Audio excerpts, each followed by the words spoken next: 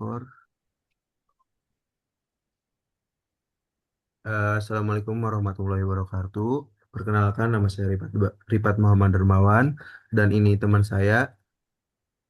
Kenalkan, nama saya Tiara Balkis. Di sini kami akan menjelaskan mengenai hasil jurnal kita yang berjudul Analis Kelayakan Ekonomi dan Strategi Penetapan Harga pada Industri Rumah Tangga Brownies Nusantara. Tanpa lama-lama, lanjut aja ke materinya. Yang materi pertama akan dijelaskan oleh Saudari Tiara. Abstrak.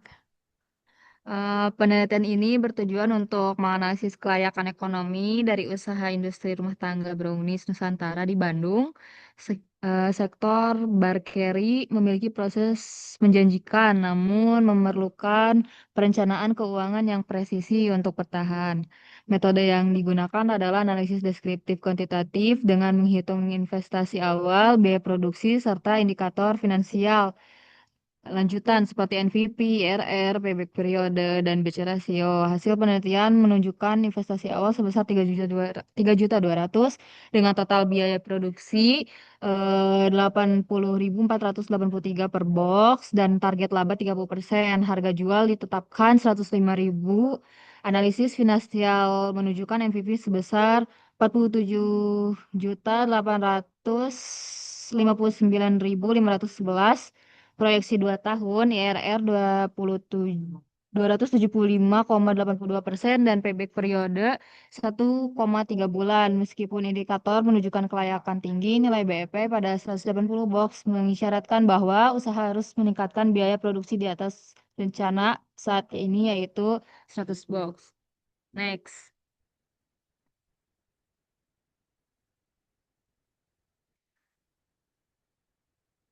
Kita tahu bahwa UMKM memiliki peran yang sangat penting bagi perekonomian Indonesia. Salah satu jenis UMKM yang saat ini sedang berkembang yaitu usaha barkeri atau produk roti dan kue, termasuk bar usaha brownies.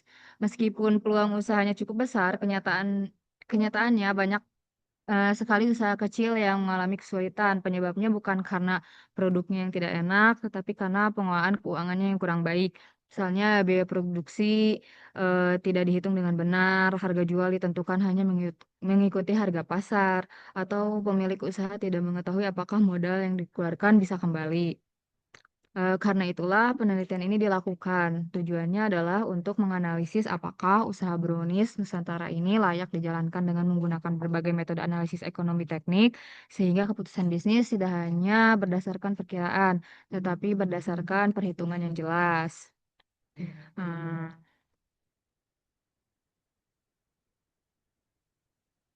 metode. Metode penelitian ini menggunakan metode deskriptif kuantitatif, artinya seluruh analisis dilakukan menggunakan data berupa angka yang berasal dari kondisi nyata usaha Pelonis Nusantara. Data primer diperoleh melalui observasi dan wawancara langsung dengan pemilik usaha mengenai investasi, biaya produksi, kapasitas produksi, dan harga jual. Sedangkan data sekunder diperoleh dari jurnal, buku, dan berbagai literatur yang mendukung penelitian. Selanjutnya, data dianalisis melalui beberapa tahap, yaitu menghitung biaya produksi, menentukan harga jual, menggunakan metode cost plus pricing, menggunakan perhitungan break-even point atau BEP, revenue cost ratio, net present value atau NPV, internal rate of return atau IRR, dan payback periode. Semua analisis tersebut digunakan untuk mengetahui apakah usaha benar-benar menguntungkan atau tidak. Lanjut, sok.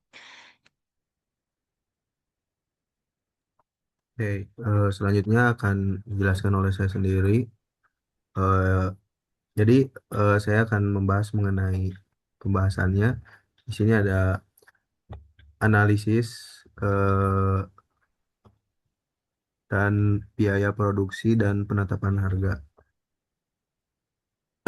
Jadi di sini menjelaskan tabel-tabelnya hasil perhitungan dari kita. Terus di sini ada analis kelayakan finansialnya. Jadi pada bagian ini kita menganalisis apakah usaha brownies Nusantara layak dikembangkan. Jadi analisis ini dilakukan dengan skenario peningkatan kapasitas produk menjadi 150 box per bulan, menggunakan beberapa indikator kelayakan finansial seperti penyusutan menggunakan RS ratio, NVP, annual worth, payback periode, dan IRR.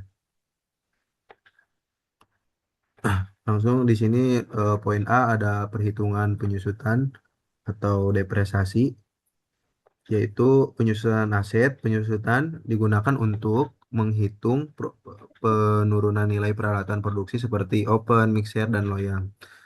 Nilai investasi asetnya sebesar 3.200.000, umurnya sekitar umur ekonomisnya 2 tahun, sehingga penyusutan per tahunnya sebesar 1.600.000 atau sekitar 133.333 per bulannya. Penyusutan ini termasuk biaya non tunai yang tetap diperhitungkan dalam analisis ekonomi. Poin B yaitu ada revenue cost ratio. Jadi revenue cost ratio ini digunakan untuk membandingkan total penerimaan dengan total biaya. Hasil perhitungannya menunjukkan nilai rasionya 1,13. Artinya setiap pengeluarannya Rp1 menghasilkan penerima 1,13 Enggak. rupiah. Karena nilainya lebih besar dari satu, maka usaha ini dinyatakan layak dan menguntungkan. Selanjutnya itu ada Net Present Value atau NPV. Ini digunakan untuk eh, mengetahui apakah investasi memberikan keuntungan setelah memperhitungkan nilai untuk nilai waktu uang. Perhitungan NPV sebesar 80.335.111. Karena nilai MPV positif atau lebih besar dari nol, maka investasi dinilai sangat layak dan mampu memberikan keuntungan bagi pemilik usaha. Selanjutnya ada annual worth. Annual worth yaitu untuk mengubah seluruh arus kas menjadi nilai keuntungan. Sini hasil hitungannya. Jadi annual worth mengubah seluruh arus kas menjadi nilai keuntungan rata-rata per tahun. Hasilnya sebesar 2.191.192.840 per tahunnya. Karena di sini nilai positif, berarti usaha mampu menghasilkan keuntungan setiap tahun. Setelah seluruh biaya operasional dan biaya modal diperhitungkan. Ini untuk data-datanya. Selanjutnya poin E yaitu analis payback periode. Jadi di sini teh untuk menunjukkan waktu yang dibutuhkan untuk mengembalikan modal investasi. Di sini hasilnya di angka 4,34 per bulannya. Artinya modal yang dikeluarkan dapat kembali dalam waktu kurang dari 5 bulan, sehingga resiko investasi tergolong rendah. Yang selanjutnya yaitu ada internal rate of return atau disingkat IRR. Jadi itu untuk menunjukkan tingkat keuntungan investasi. Ini hasilnya hasil perhitungan memperoleh IRR sebesar 275,82%. Jauh lebih tinggi dibandingkan tingkat diskonto sebesar 10%. Hal ini menunjukkan bahwa investasi sangat menguntungkan dan layak untuk dijalankan. Selanjutnya ada strategi pemasaran dan penetapan harga.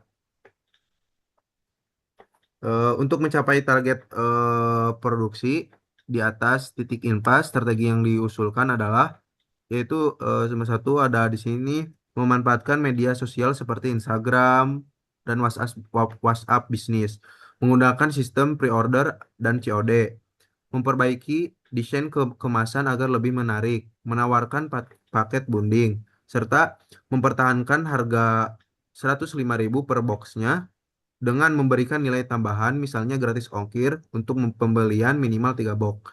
Jadi strategi ini teh untuk bertujuan meningkatkan penjualan tanpa harus menurunkan harga. Simpulan, berdasarkan seluruh hasil analisis, biaya produksi per boxnya sebesar 80.483 per boxnya. Sedangkan harga jual ditetapkan 105.000. Titik impas tercapai pada 180 box per bulan. Pada kapasitas awal 100 box, usaha masih mengalami kerugian. Namun, jika kapasitas ditingkatkan menjadi 150 box per bulan, seluruh indikator kelayakan seperti rasio, NVP, annual work, IRR, dan payback periode menunjukkan hasil yang sangat baik. Oleh karena itu, usaha brownies Nusantara dinyatakan layak untuk dikembangkan dengan didukung strategi pemasaran yang tepat. eh Mungkin penjelasan mengenai jurnal dari kita dicukupkan. Mohon maaf bila ada kesalahan karena kita masih tahap pembelajaran. Sekian dari Hmm. kami. Wabillahi taufiq walhidayah. Wassalamualaikum Wassalamualaikum warahmatullahi warahmatullahi wabarakatuh. wabarakatuh.